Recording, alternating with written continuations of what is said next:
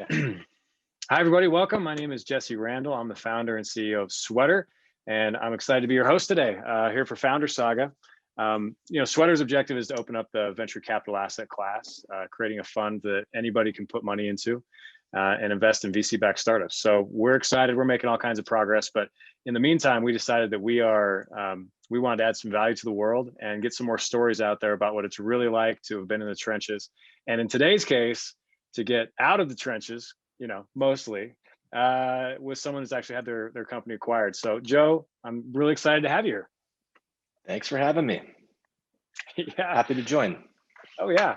So Joe Griffin's the founder of ClearVoice, and get it out on the table. I actually worked for Joe, but this was good night. It's been like 6 years when you hired me. Right? It was like 2015.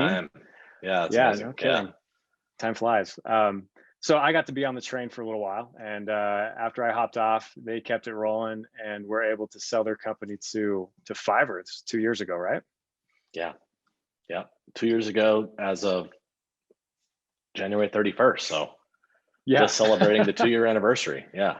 Fantastic. That's really cool. Well, why don't we start? Let's just give everybody a clear view. Oh my gosh. How about you give everybody the pitch of what ClearVoice does?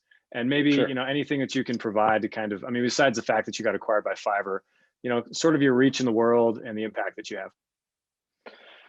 Yeah, my background's in digital marketing, kind of been in that game since the late 90s. Ended up kind of going to college in the school of digital marketing, if you will. So it's just always what I've done, and had lots of different experiences over the last, I guess, 20 years now or so. On the digital marketing agency side, on the software side, on the marketplace side. ClearVoice obviously is kind of the last venture that I had, and something I'm still actively involved with every day and having a lot of fun. And ClearVoice solves a really important problem, which is just in today's age, consumers are such heavy digesters of information. We consume content like crazy, and I think the average time on page is something stupid now, like under 20 seconds. Like we just flip so quickly, and what it does is it puts a lot of pressure on brands to just be visible and be findable on the internet. And so there's just this added pressure for them to create really good content, and not like sales content per se, just kind of informational content. Content to educate and inspire and train, and all the different things that they want to do when it comes to touching their audience online. And so that's a tough thing to do. And a lot of these brands have very different business models. So American Express is thinking about banking and credit, and Coach is thinking about fashion and designer handbags and different things. And so their challenge is like, how do they find the creators that can produce this type of content? And it's a challenging thing to do. Good content, right? There's a million writers in the world, but how do you find the people that really understand those categories well? Because consumers are, we're pretty specific now, and we're really smart. And so about the content, right? And so we just know how to sniff out what's good, what's bad. So their job is to put the good stuff in front of you. And so what ClearVoice does is we're a talent network of vetted freelancers. And we provide managed content services through our platform and through our freelance network. And we have a success team, and basically what we're going to do is work with these brands to put together a content plan, and then we assemble these freelance teams. And all of the freelancers have their own, we call them CVs, they're their portfolios, and it shows their background. And so we become basically an extension of their marketing team, so they can create that good content a little more scalably. Yeah, that's fantastic. And one of the things I love about what you built is that you really built what you set out to build. You didn't have to take any huge deviations, and you built a great product, and it ultimately worked. So many companies, which no shame to companies that have to move around a bit. Sure. But you knew exactly what you wanted, and you made it a reality. I think it's just amazing. Yeah, the core product is really what we set out. It's definitely on the business model side, plenty of pivots to try to figure out market segment and pricing, and how much of it's DIY SaaS versus fully managed agency or something in between, and where is that? And so I think that's probably a challenge that everybody struggles with. And it's product market fit, but it's also how are you pricing your service, and how are you delivering whether it's a service versus a software, that hybrid. And then there's a lot of other pressures too that founders go through, which is, if you're raising money, it's like maybe you also have to kind of look a certain way in terms of the composition of your organization, in terms of like what it does, how it speaks to that problem.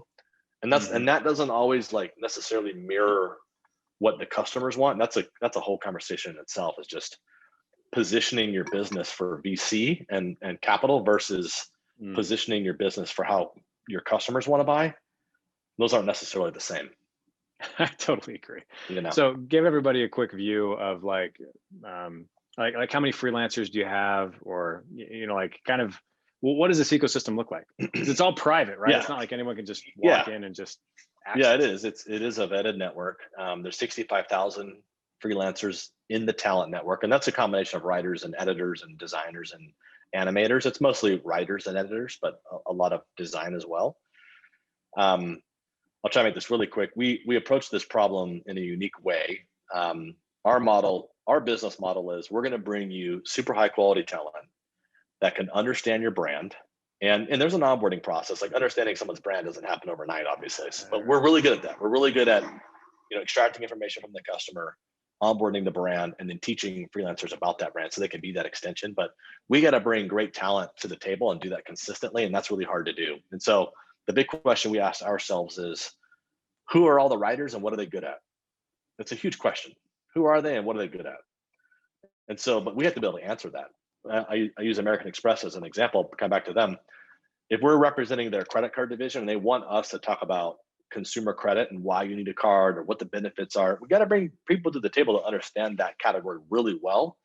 And so we created an underlying technology we call Voice Graph. And basically what we do, we index the top 200,000 digital publishers. You might remember this, Jesse. We index the top 200,000. Yeah, so we index all the publishers. And then we have little algorithms that, figure out who all the writers are, who writes all that content. It's hundreds of millions of pages, right? It's terabytes, big database. And ultimately, we're able to generate portfolios. And we actually generated portfolios now for over 500,000 writers that we found on those top 200,000 digital publishers.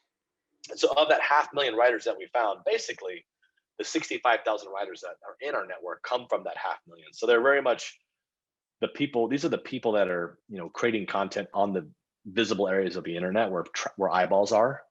And that's, a percentage, right? It's a little over 10% of that network, but that's in our network.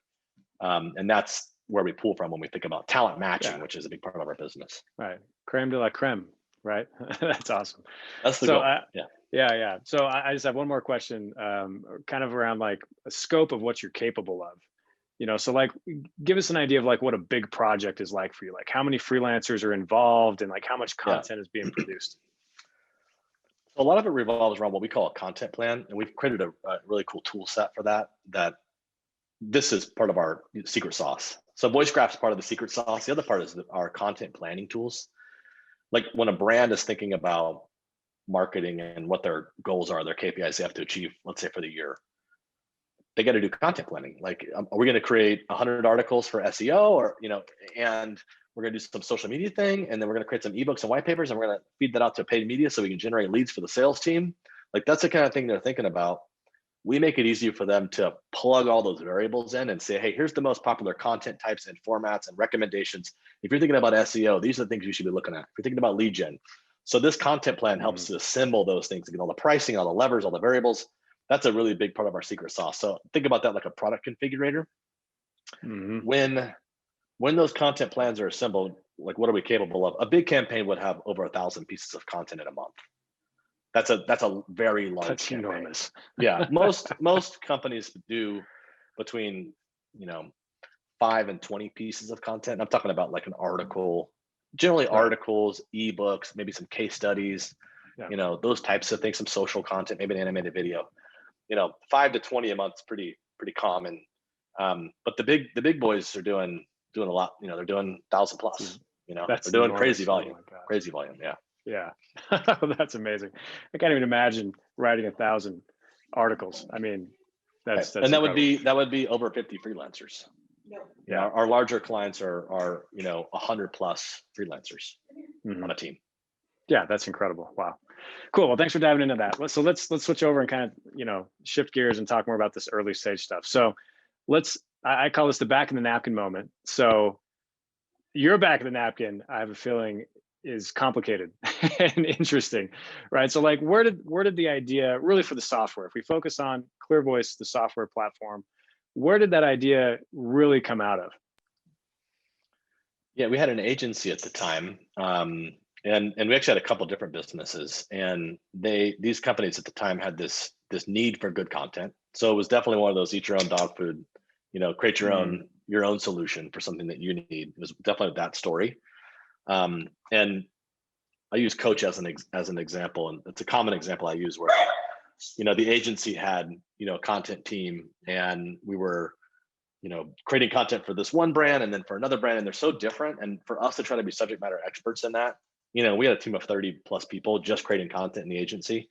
That just, we couldn't have that authentic voice, and we were hiring good writers from the Walter Cronkite School of Journalism here in Arizona and Phoenix, right? Good people right out of journalism school, seasoned veterans. They're great writers, but that doesn't mean that they're an expert in women's fashion or consumer credit. And so that's where that really seeded. Was like, man, this is an important problem, and we saw it in 2010 and 2011, and in that time frame where it was high-speed internet, mobile, just overall accessibility, brand kind of knowledge, consumer confidence, consumer way consumers were thinking. All those things were evolving at the same time, and so we just saw that as an opportunity, and we used our agency to incubate ClearVoice. So yeah, which is fantastic. So we're gonna dive back into that. So I mean, that really, this idea was born over the course of years of seeing a need. This wasn't just like some random idea on a weekend when you had too many beers with Jay, right? I mean, this was, this evolved into its own monster, right? It did, absolutely, yeah. I mean, so at what point did this idea finally become, when did you want to get the monkey off your back? I know what it's like to have an idea that just like won't go away. So like, what made you change from, hey, this is a big need, to, hey, we need to do this thing and we're going to put a lot of resources against it? Like what caused that to tip over the hill? Yeah, I think we had a lot of external pressure from our own customers where we felt like we were failing a little bit just in terms of being able to deliver the best possible service. I mean, that was part of it.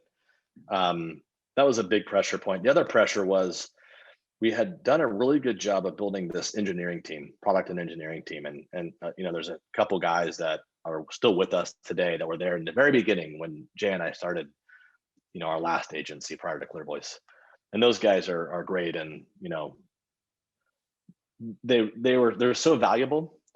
And we were really leveraging them to build in-house tools that our agency was using to deliver for our customers. And here's the other pressure thing that we saw, and this is where this pivot came, I guess. We felt like we were underutilizing these very valuable resources, and these products that we were creating were never seeing the light of day. So the only users that we had on these products were the 100 employees that we had at the agency. It wasn't the tens of thousands of people that really should see what our capabilities were from a product development perspective. The other thing that was happening is the agency business is a rat race. It's a services business. It has a relatively low EBITDA or revenue, trading valuation, certainly, especially at the time. It's actually a little better now. But when you're talking about 5x EBITDA or 10x EBITDA, that's not super enticing. And at the same time, SaaS was like so frothy. SaaS was like everything. 2010, look back and think about, right. And now it's crazy, the valuations, but then, I mean, there's a lot of companies trading 20, 30 times their revenue right now, forward-looking revenue, which is insane, right? The revenue.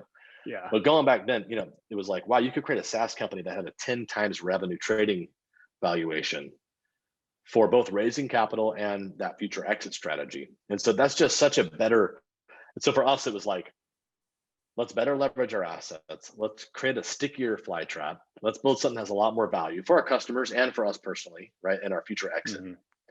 And so it was really a timing thing, Yeah, that's really like a lot of things coming together there.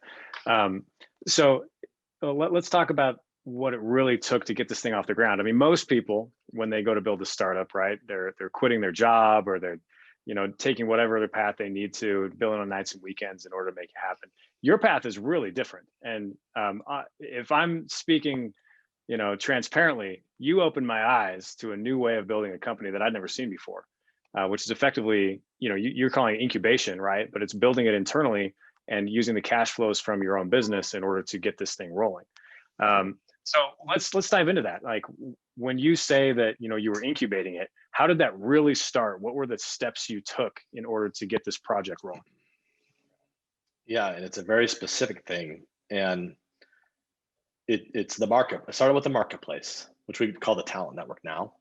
At the time, we thought about it like a marketplace, and what it was we made a business decision that we could provide a better product to our customers if we were to start leveraging freelancers, and also freelancing in general. I mean, this is 2010, 2011. Mm-hmm.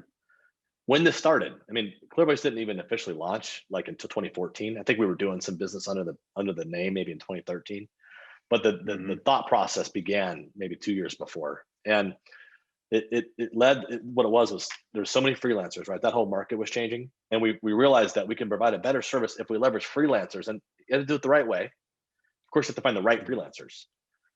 But again, back to that idea of like consumer credit, we need to find the people that can write about consumer credit, and that's where it started. And so it started with as a better way to service customers under the agency. And the big pivotal decision was, let's not we had a platform called iRank that we built internally. And we made a decision, let's not build onto that anymore. You might remember that. Let's not build onto that anymore, because that is all that's going to do is the only people who will see it are those 100 users in our company. So let's create a new platform that's outside of the current one, and we're going to build that to be public facing. Even if it doesn't become public facing in a year or two, is fine. But we're gonna structure it. We're gonna gear it so that and we'll be the first client. And we were the first and only client for like 2 years. But we built it knowing and with the intention that we will have other clients.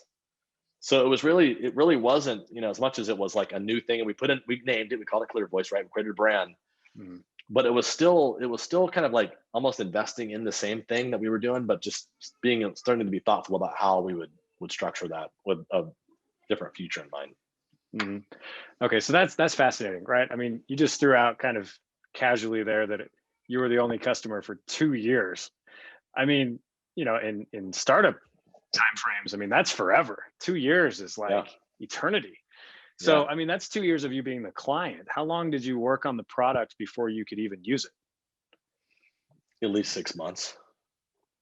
At least 6 months. I mean, I think, 6 to 12 months. And by the way, I think that's, with startups, something that there's always that pressure to grow really fast. And the thing that gets rewarded more than anything else is your growth rate.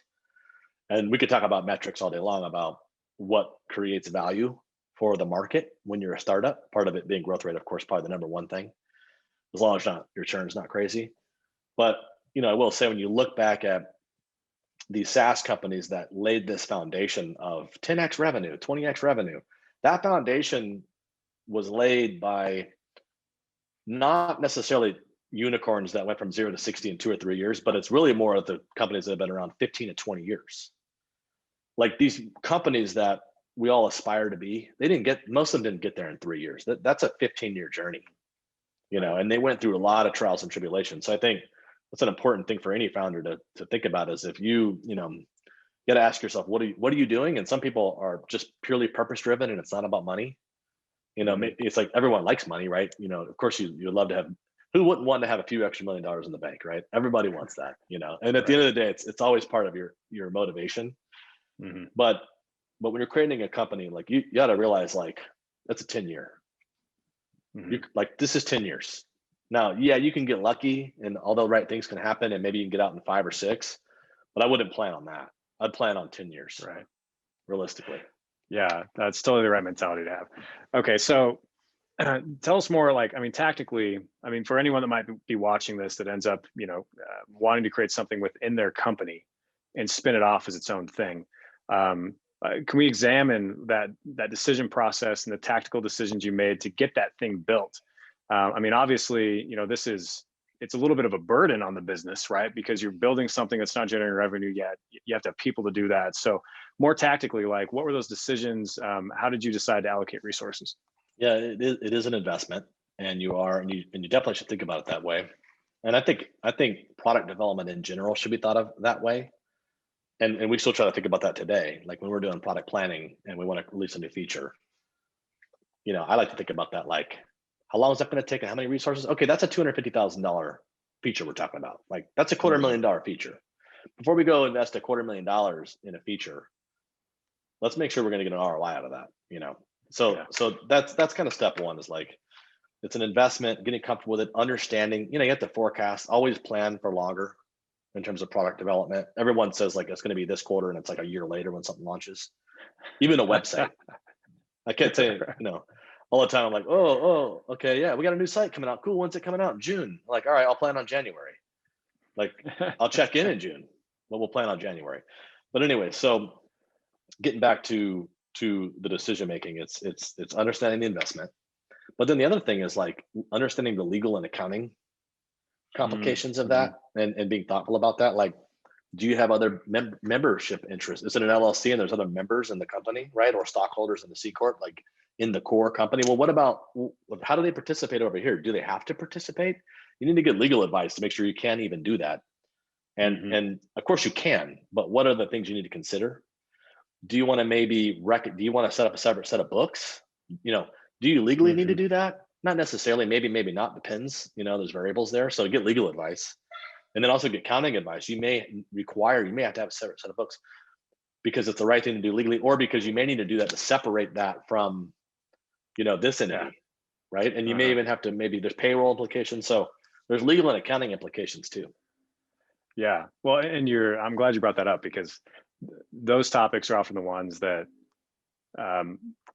founders don't confront until they're in the middle of it. Yeah, and then at that don't point, deal with it later. it's kind of a mess. And it's terrible. And you don't want that. Like, you really think about it, like it's worth it. I mean, there's some things that are worth investing in, like legal and finance.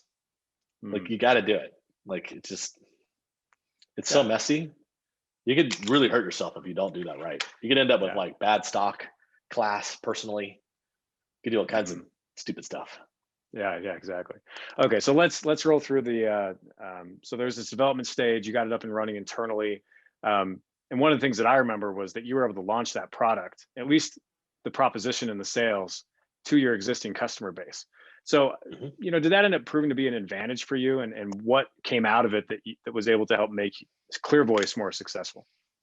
Yeah, I mean, we definitely were able to leverage some of those relationships. It was because the product itself was a different product at launch. It didn't cannibalize, the other, the kind of the main agency that we were operating at the time. And that's important. Like, if you're gonna, you gotta be careful about cannibalizing it. Sometimes it's fine to cannibalize. Again, make sure you like understand the legal ramifications of that potentially. It could be strategic to cannibalize. We didn't really do that, but we were able to leverage those relationships, which was great. And it certainly allowed us to get to a 7-figure run rate a whole lot faster.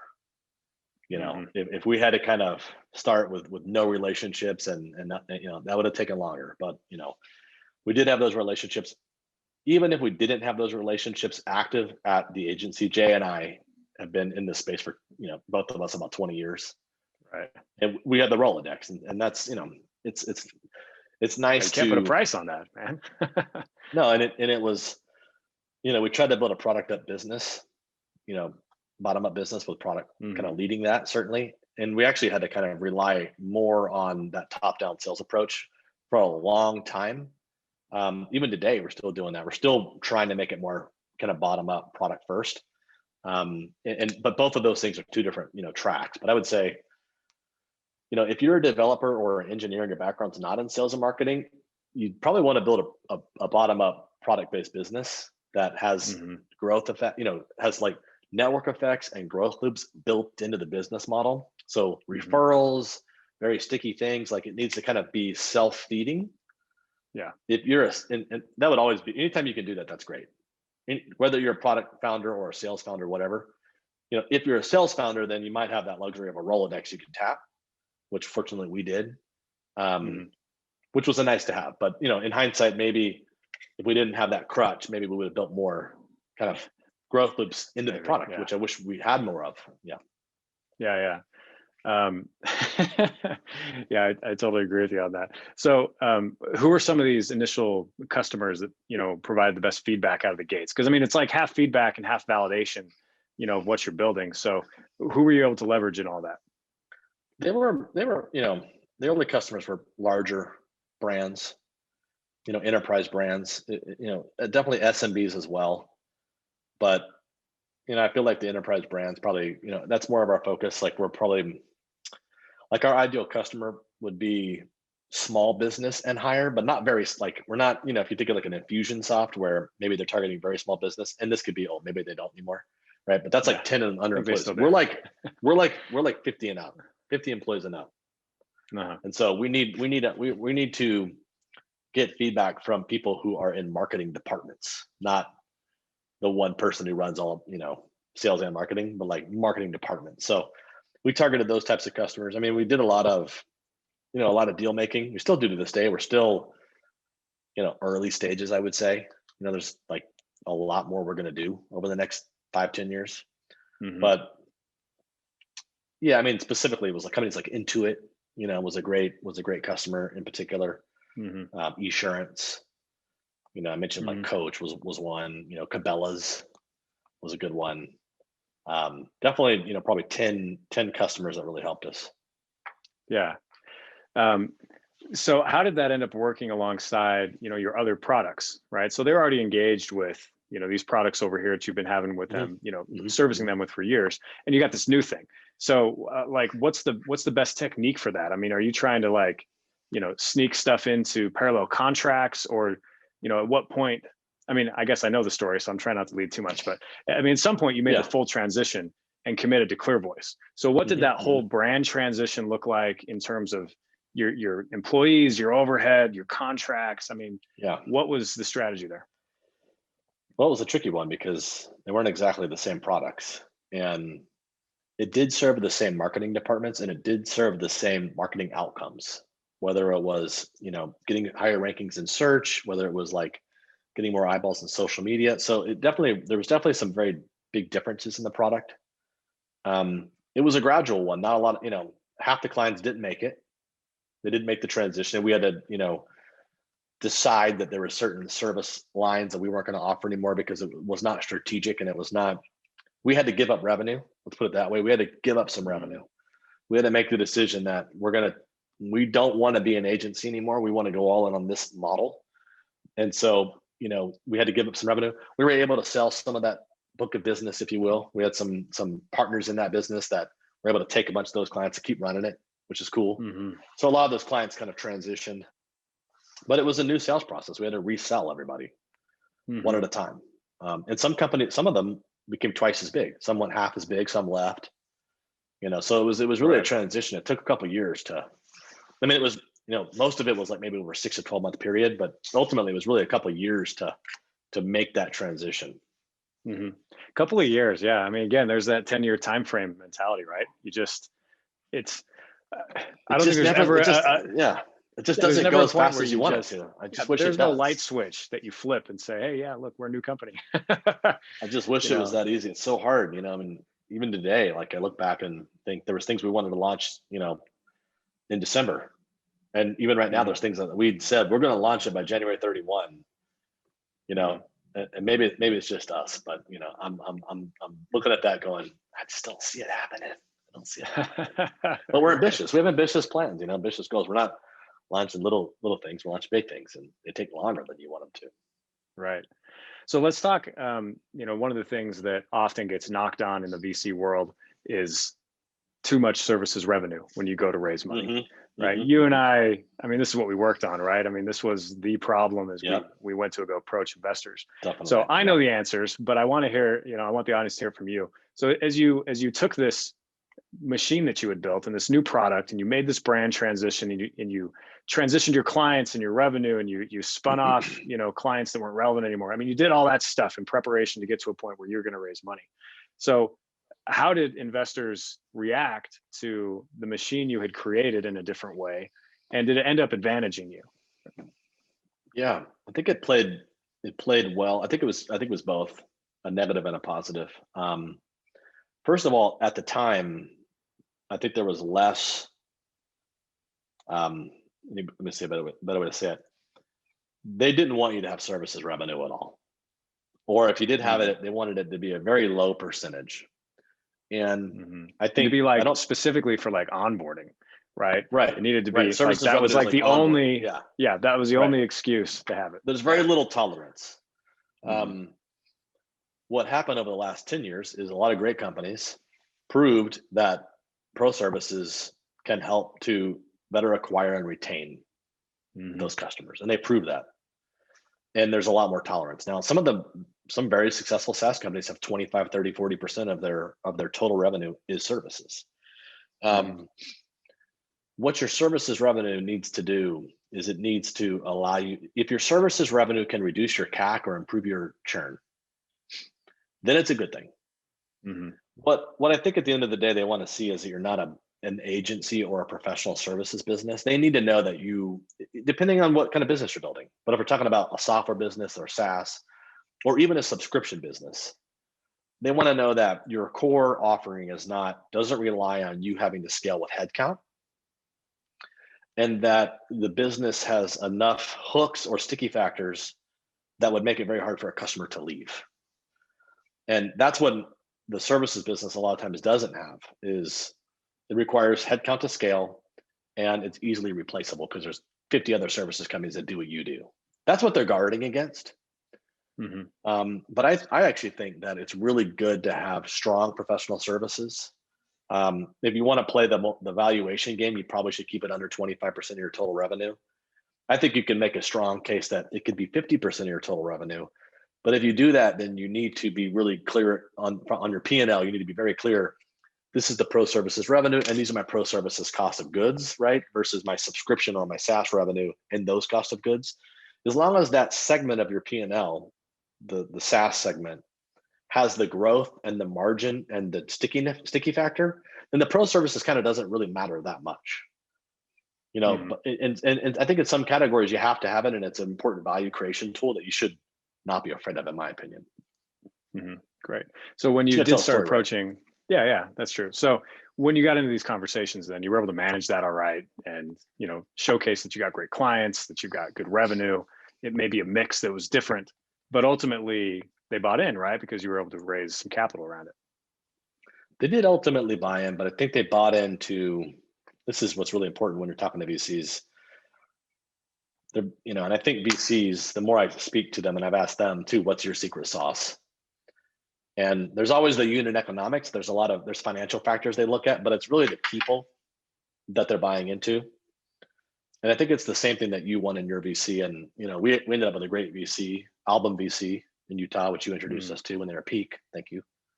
By the way, I always tell you that. Thank you. It's freaking amazing. And we had some other really good VCs in Utah that we were talking to as well. And those guys are, great. Like VC's got a great ecosystem. Or Salt Lake City, Lehigh, Utah. Great ecosystem, excuse me, for VC. But it was the guys that bought into us. And I think what you can do, if you find the right people, you could just be really honest about it. Like, hey, I got a lot of services revenue. Here's our plan. I need your advice. And here's what we think makes sense. And they should be able to help you out. And in those seed stages, and even in that Series A stage, I mean, there's so many unknowns. You can really be honest about, like, we just don't know. I think they need to see some proof, obviously, in your metrics that show that you're a real business. But you should be looking for people that believe in your story and believe in your model and think what you're doing is cool. That's what you're looking for. Yeah, that's awesome. So at what point, or was there ever a point where you were looking at what you were building and you were worried about the investment you made and whether or not it was going to make it? Definitely. Yeah, definitely. I mean, it was a struggle, and it's hard to, and actually one of the things that we over-invested, I would say, in our DIY model. So the ultimate business model for us is, and you remember, and you were here at this time when it was like, come to our platform, pay us X dollars a month. We tested $99 up to $1,500 for the same product, with maybe a little bit of tweaks to like your feature set, but not a lot. Really the same product. It's just, could we get 10,000 people to give us $99 a month, or do we need to go get 1,000 people to give us $1,000 a month? Like, what's that mix? And we tried everything, different segments, up and down, left and right. And the idea was like, we've got this great workflow where you can manage all of your content. You could pay your own freelancers. We also have our marketplace integrated, so you could tap and get all of our freelancers. It's like a one-stop shop to manage your content, get your freelancers, do what you need to do. All we're gonna do is charge you a subscription fee, and you have this magic system. And it didn't work that well.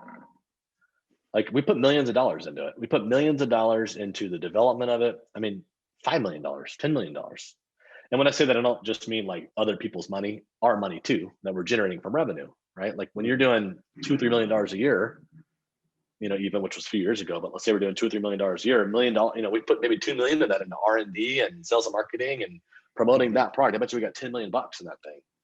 And it just never worked. It never worked. The market didn't want it. We were fighting other project management systems at the time. We were trying to be a project management system plus the marketplace. Right. And ultimately, what everybody wanted was just, I want great, give me great content. Tech enabled's great. I believe in the freelancer mission and idea. And so it was really, this gets back to like what a VC wants versus what your client wanted. Our customer never wanted a SaaS platform. Yeah. No customer ever told us they want to pay us a subscription fee for software. They never said that. We made that up because that's what the market wanted. Our customers just wanted better content. That's all they ever wanted. I love it. I think that is such a powerful thing to state. It took me a long time to learn that the investors are not your customer, right? They are not buying your product. They are not validating whether what you have is any good. It's the market. It's your customers who actually have to write the check and keep writing the check. And if you get too confused, right, you'll just end up building something that nobody wants. Don't build it for the investors. Build it for your customer. And then what you can do after you build it for your customer, then you can figure out how to tell the investor story from there. Right. Like, even if the story tells itself. Yeah. Use sticks and rocks if you have to, with some crappy product that you can call software if you need to. But whatever you need to do, just service the customer, and then you can kind of work it from there. Yeah. Right. And I think one of the biggest advantages that you guys had, because again, going back to this notion that, you started out with this idea of what you wanted to build, and the product, even though the business model around it changed, the ultimate product carried itself all the way through. And it's still very similar today than what you originally imagined in 2010, 11, 12, when you first started thinking about it. And I think the reason that you were able to do that, at least from my outsider's observation, is that you were such absolute experts and you were so deep in the market and you knew your customers' needs so well that you were able to gain this insight. And I've made the mistake before of looking into a market from the outside and saying, hey, I've got a great idea for you guys, right? And like projecting your view of the world in there. And then you get in there and you're like, oh, wow, I was dead wrong, right? So I love that you were able to, that's an advantage you have. So what would be your advice to a founder that's maybe not an expert, right? If they find themselves on the outside looking in, and if they're honest enough with themselves to recognize that, what would you advise them to do to make sure they understand their customer? I think that you do have to become, maybe not an expert, but I do think that you should use a low fidelity resources, whether that's your cash, your engineering efforts, your labor. Use some low fidelity, low cost resources to. I think you do need to become an expert. I think you need to be.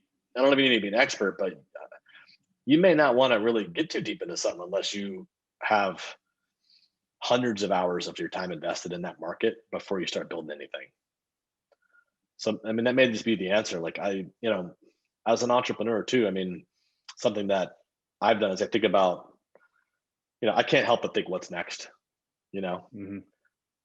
Fortunately, this Fiverr deal is amazing and Fiverr is awesome and a cool company. And like, they're going to keep me satiated for a long time to come, which is great. And it's surprising to me, but I still have those thoughts. Right. And if I ever find myself looking into something, I'm like, man, I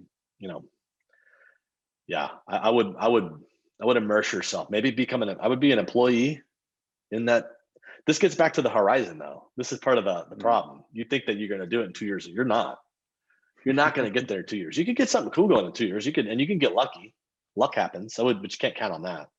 But if you're thinking about something that you really believe in and you're passionate about, you think it's a great idea, like, and you're ready to, like, you're mentally thinking like, this might take me 10 years before I get a win out of this. What's 6 months of employment? And go work somewhere for a year and you can build it on the side as long as you have the legal protections to build something on the side. I mean, that's what I would do. People always do that. I think a lot of the most successful companies come from an employee building something on the side. That's not competitive, but like that serves the same customer need, maybe. Yeah, that's awesome. Well, this has been great. So thank you for sharing everything. What I always like to spend the last couple of minutes on is just give the time to you for a minute, reflect on your experience. And if you can just take the microphone for a minute and talk to founders who are either in the trenches or thinking about jumping in, what would you want them to know before, or like to get through this hard stage of going from the back of the napkin to a point where you're either sustainable or you are, capable of being funded? What do they need to know? I mean, I think the first thing is, if you don't have to get funding, don't. I don't. It's not a milestone of success. Is not I got funding. If you can get funding, that said, getting funded is a indicator that you're doing something right. Because typically people aren't going to invest in you, right? Unless you're not doing something right. But I don't think like when you're building something, the idea is I'm going to go get funding. I think the idea is, as a founder and as a startup individual, your goal is to create something you can sell. So my advice is to I use the word low fidelity, and I think that's the right word. And actually, Neil Patel, super like popular digital marketing guy. I remember one time he wrote an article, and he said something to the effect of like, I create fake products and market them to see if people buy them before I ever create a product. I think that's what it's about. Like, figure out if it sells first. And he talked about how he would create a landing page and say, hey, I got a Mediterranean diet cookbook for you that you can buy for like $19. Look at all these people that say it's amazing, or, some claim, whatever, do it legally, right? And he would, I'm just making this up, whatever, but you could go out, you could create a landing page and go spend money on Facebook ads and see right now, can you sell a Mediterranean cookbook for $20 and pay less than 20 to sell it? And like, I don't know if that's the answer, but that's the idea. Like, figure out, can you sell it first before you build it? Don't create the book and then see if you can sell it. What if you can't sell it? You create a stupid book. And then you got a book that no one wants to read. So the advice I think is like, being able to sell something is most important. The product itself, they don't know what it is until they buy it. It can suck. I mean, you don't want it to. But before you go perfecting a product, and people will spend $1 million and $2 million building a product or more, right? And then they always talk about pre-money. I got this pre-money product. We got $3 million, and it's going to be amazing. You didn't sell anything. I'd rather you have sold, $500,000 worth of nothing. That has a vision of what this product's going to be. So, because now I know the market wants it. So I think that's step one. Figure out if the market wants it, even if you have to sell something that doesn't exist, or something that's a low fidelity thing that you can sell for cheap, just to prove that people want to buy it. Then think about building the product. Then think about raising money. Because now you've already proven that you could sell something. And I actually think VCs in the seed stage, where that's step one, right? Even friends and family, like I actually don't think they care about your product that much. Like, it depends on what we're talking about here. Some VCs want to buy product only, but I actually think that what they want to know is that you can sell. They want to know there's a market out there and that you're touching it and that it likes what you're talking about. Even if your product sucks, you can build a better product later. Maybe that's bad advice. I don't know. I think building a great product you can't sell is better to sell something you don't have. Right. Well, I think some of it does come down to like, what cards you were dealt. I mean, it's one thing if you can build your product and it's your time and whatever, I mean, like, you might be able to take it pretty far. But if you've got to invest your own resources to do something, I 100% agree with you. Like going over the top on the product before if anybody wants it, it could be a very costly mistake. Imagine when you and I create a company today and we prove that we can acquire customers for $500 and sell them something for $5,000. And there's a ton of scale. We'll get a product built. Like, we will have people lined up to fund us, because we all know. I mean, and I don't want to diminish engineers or product developers or any of that. They're some of the, most intelligent and competitive people to be able to recruit into your team, obviously. But they'll come too. Yeah, exactly. They'll follow you. They'll be like, okay, let's do this, guys. Yeah, they don't want to build products people don't use either, by the way. Yeah, yeah, exactly. Yeah. I mean, there's so much pride in creating something people really want. They want it You to be know, I used. totally Yeah, agree. Yeah, yeah, yeah. yeah. So the Oh, first that's thing is awesome. like, let's prove that we actually have a customer base that wants to buy from us and show that we can do that cost effectively with a low fidelity something. It could be a spreadsheet that we give them. Yeah. And we could go build a You know, product after we prove that. People will yeah, be lined up to invest. yeah. And, I think the other indicator that shows as well is that, if you're able to sell something in low fidelity format, it's kind of an indicator of how big that pain point is. Because if someone's willing to pay money for something that's kind of low quality, Yeah. imagine what they're willing to pay if it's really high quality. Yeah. If it has to be high quality in order for them to be interested, then you probably got a problem, right? Or not enough of a problem. Might be the way to say that. Right. Yeah, it's weird really too. good. It's just weird how, it's a tough one, man. It's tough how again, we made that mistake. We spent millions of dollars building something no one ever asked for. We just thought it was a good idea because at the end of the day, it was the high quality content that they wanted, right? But like the vehicle that we developed to get there, they didn't ask for. So I don't know. You gotta be careful trying to like, don't create something for VCs, like create something for the customer. Love it. Love it. Well, Joe, thanks for spending all this time with us today. I love getting your story out here. I've admired you since the day I met you and started working for you. I've admired you too, Jesse. You're the man. I couldn't be happier that you guys got acquired by Fiverr. That it's such a great partnership. That's awesome. A double win on its own, right? That you're able to make it out the other side. Like you said earlier, to be on the other side of the table, it's just awesome, and I'm very happy for you. Yeah. Thanks for having me. Cool. Yeah, absolutely. Well, for anybody that's on, we've got another interview in a few minutes with some Y Combinator founders that came out this last year and are blowing up right now. So if you want to stay around, you should have gotten another link. Otherwise, Joe, thanks so much for your time. And you and I should catch up just offline here soon. Definitely. Thanks, Jesse. See you, man.